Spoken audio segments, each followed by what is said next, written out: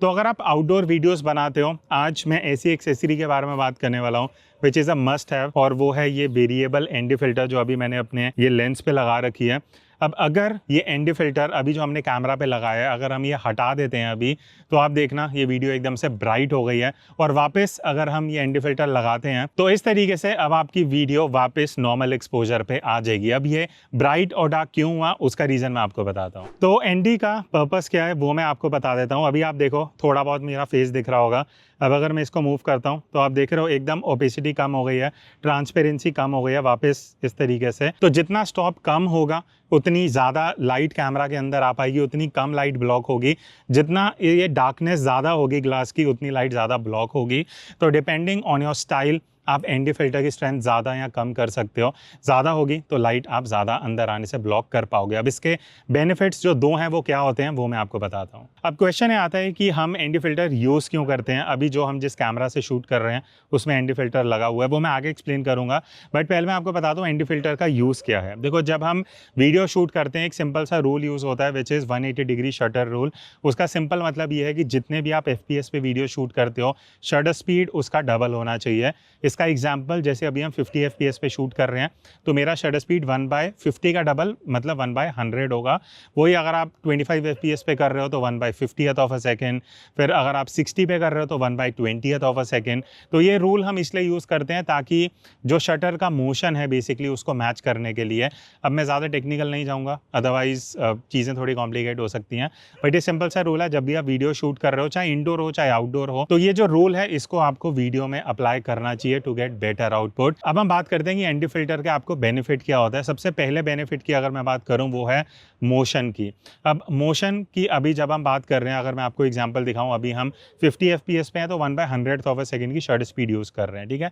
अब अगर मैं हाथ को इस तरीके से मूव कर रहा हूं तो ये एग्जाम्पल है 1/100th ऑफ अ सेकेंड पे जब हम 50 FPS पे शूट कर रहे हैं। अब यहाँ पे जो हम ISO यूज़ कर रहे हैं वो है 400 का। अब मान लेते हैं मैं आउटडोर हूँ, मुझे ISO 100 यूज़ करना है, तो एक ऑप्शन क्या रहता है कि मैं अपनी शटर स्पीड को इंक्रीज़ कर सकता हूँ। तो एक बार वो करके देखते हैं, और अब आप हाथ की जो मोशन है उसको उससे कंपेयर करना। तो अब हमने एनडी फिल्टर हटा दिया और आप देखोगे वीडियो एकदम से ब्राइट हो गई है। अब अगर आप एनडी फिल्टर नहीं यूज़ करते हो, ऑब्वियसली आपको शटर स्पीड बढ़ानी पड़ेगी।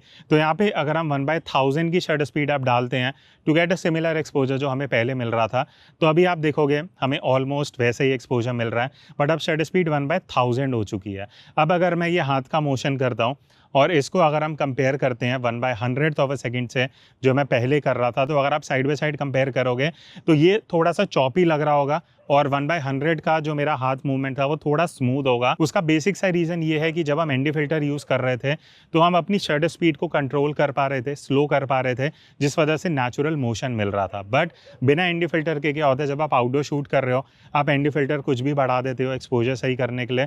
क्यों? बिकॉज आपको ब्लर भी चाहिए। अभी हम F2 पे यूज़ कर रहे हैं ये लेंस, क्योंकि हमें मैक्सिमम ब्लर चाहिए।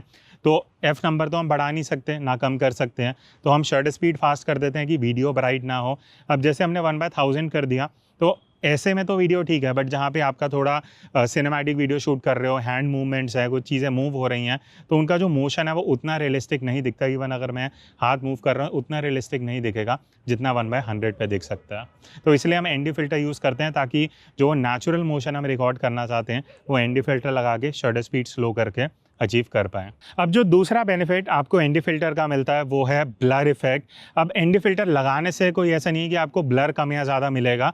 वो लॉजिक ये है कि एनडी फिल्टर का, जैसे मैंने आपको पर्पस बताया कि वो लाइट अंदर आने से ब्लॉक करता है। तो अभी जब हम बिना एनडी फिल्टर के वीडियो शूट कर रहे हैं, now to match the FPS जो हमारा 50 FPS है, शटर स्पीड हमने 1/100 रखा है तो वो हम चेंज कर नहीं सकते।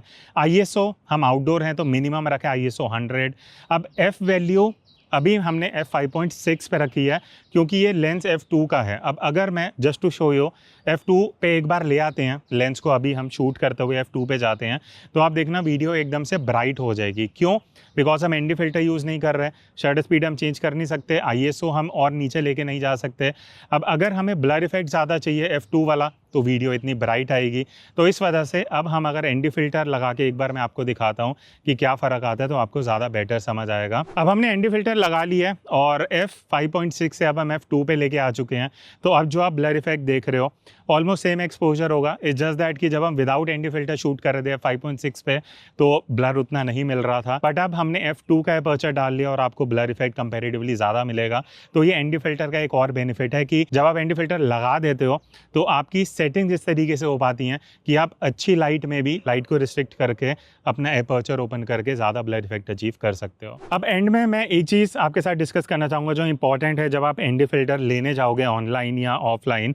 ND फिल्टर बेसिकली वीडियोस के लिए दो तरीके के आपको मिलेंगे, एक है सिंगल स्टॉप ND फिल्टर, एक है वेरिएबल ND फिल्टर जैसे कि ये, या इवन जिससे अभी हम शूट कर रहे हैं अगर अभी हम करके दिखाएं आपको, अभी जैसे ये 3 स्टॉप पे है इसको हम 7 स्टॉप्स पे भी लेके जा सकते हैं, वापस भी लेके आ सकते हैं। अब वेरिएबल ND फिल्टर का benefit is just like zoom lens कि आप जूम इन जूम आउट कर सकते हो। वेरिएबल ND फिल्टर में भी क्या, अभी जैसे हम सन में शूट कर रहे हैं, हल्के से क्लाउड्स हो गए तो हम एडजस्ट कर सकते हैं स्ट्रेंथ को। तो वेरिएबल ND फिल्टर मेरे हिसाब से वीडियो के लिए एक बेटर ऑप्शन है, क्योंकि अगर आप सॉलिड या फिक्स ND फिल्टर लोगे वो फोटोग्राफी के लिए सही है, बट वीडियो में क्या होता है कि अगर आप कंट्रोल लाइटिंग में हो तो ठीक है, बट जैसे हम आउटडोर हैं लाइट का कुछ पता नहीं है, कभी कम कभी ज़्यादा हो जाएगा, तो उस सिचुएशन में वेरिएबल ND फिल्टर या जिसमें आप उसकी रेंज चेंज कर सको वो आइडियल है। अब रेंज अलग अलग आती है, जैसे हम जो यूज़ कर रहे हैं ये वाला 2 to 5 स्टॉप्स है, जिससे अभी हम शूट कर रहे हैं वो 3 to 7 स्टॉप्स है, 1 to 10 स्टॉप्स के भी आते हैं, डिपेंड करता है आप किस ब्रांड का ले रहे हो।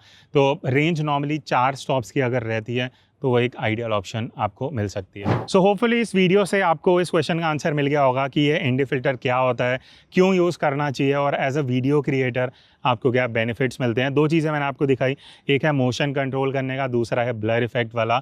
यही मेजर बेनिफिट्स हैं जो आपको ND फिल्टर से मिलते हैं।